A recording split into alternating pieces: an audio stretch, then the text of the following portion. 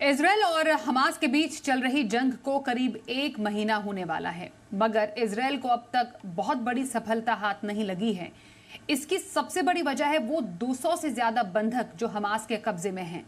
माना जा रहा है कि इन्हीं बंधकों की आड़ में हमास अब तक खुद को बचा पाया है और अब तो हमास के आतंकियों ने खुद को बचाने के लिए बंधकों को ढाल की तरह इस्तेमाल करना शुरू कर दिया है।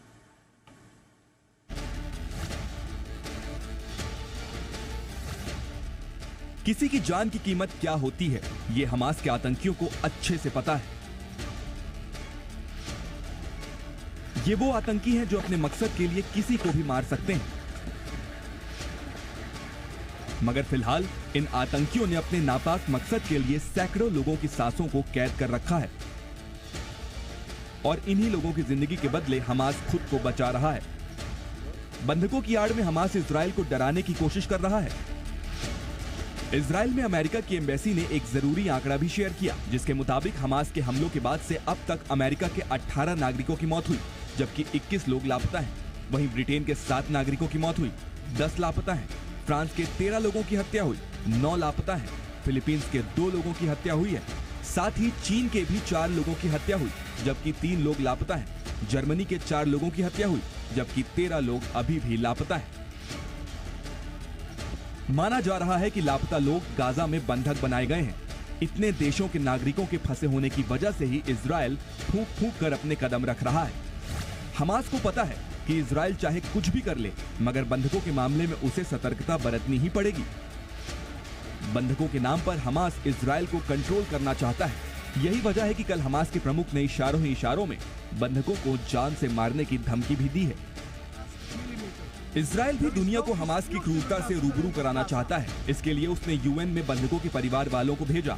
इन लोगों ने यूएन के मंच से अपने घर वालों की रिहाई के लिए इंटरनेशनल मदद की मांग की। भारत में भी इजरायल की एम्बेसी ने अपने दफ्तर के अंदर बंधकों के पोस्टर्स लगाए हैं। इजरायल के अंदर भी हर दिन बंधकों के परिवार वाले सड़क पर उतरकर उनकी रिहाई की भीख मांग रहे हैं। हाथों में अपने घर वालों के पोस्टर लेकर ये लोग हर दिन प्रदर्शन करने निकल रहे हैं। बीते दिनों नेतन्याहू ने भी बंधकों के परिवार वालों से मुलाकात की थी और उन्हें वादा किया था कि वो उनके घर वालों को वापस लाने में कोई कसर नहीं छोड़ेंगे। इधर जिन लोगों को हमास ने छोड़ा, उन्होंने अपनी आप बीती सुनाई।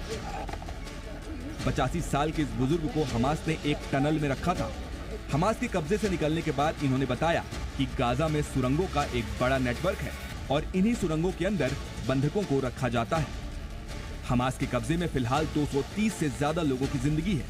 एक तरफ इजरायल गाजा में ग्राउंड ऑपरेशन के जरिए बंधकों को छुड़ाने की कोशिश कर रहा है, तो दूसरी तरफ इजरायल के कुछ परिवार अपने घर वालों का बेसब्री से इंतजार कर रहे हैं। जाहिर है, जब तक सभी बंधक वापस नहीं लौट आते, तब तक इनके परिवार वालों की सांसें अटकी रहेंगी। Bureau report, C media.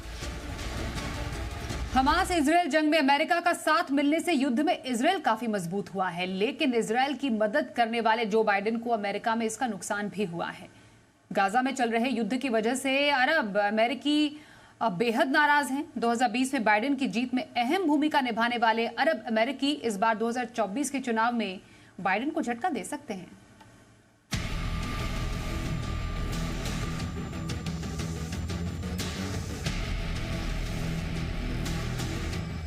पिछले 7 अक्टूबर को इजरायल ने अपने इतिहास का सबसे बड़ा और सबसे घातक हमला झेला है।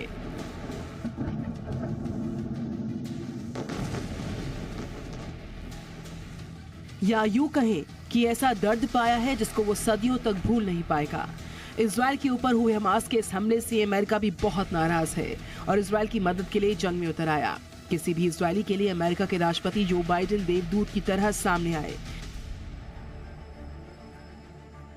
लेकिन यही जो बाइडेन फिलिस्तीन और मुस्लिम देशों के विलन बनते जा रहे हैं। इसके साथ साथ ही बाइडेन अब अपने ही घर में घिरते जा रहे हैं।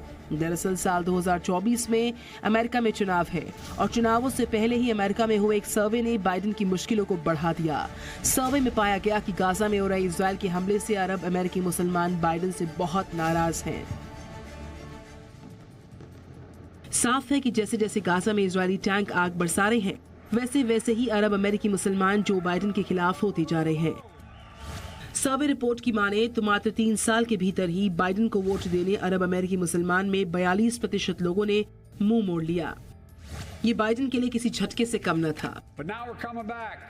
इस जंग का असर अकेले बाइडेन पर ही नहीं पड़ रहा, इस जंग का असर उनकी डेमोक्रेटिक पार्टी पर भी पड़ रहा है। हमास के खिलाफ जंग कर रहे इजराइल को अमेरिका का साथ मिलने से एक बड़ा सामरिक फायदा हुआ है, लेकिन बाइडेन के लिए एक चुनावी खतरा बन गया है। सर्वे रिपोर्ट का दावा कितना सच है ये तो चुनाव ही बताएगा, लेकिन इतना तो साफ है कि रूस और हमास के खिलाफ यूक्रेन और इजराइल की मदद करना जो बाइडेन को चुनावों में भारी पड़ सकता है। ब्यूरो रिपोर्ट, जी मीडिया।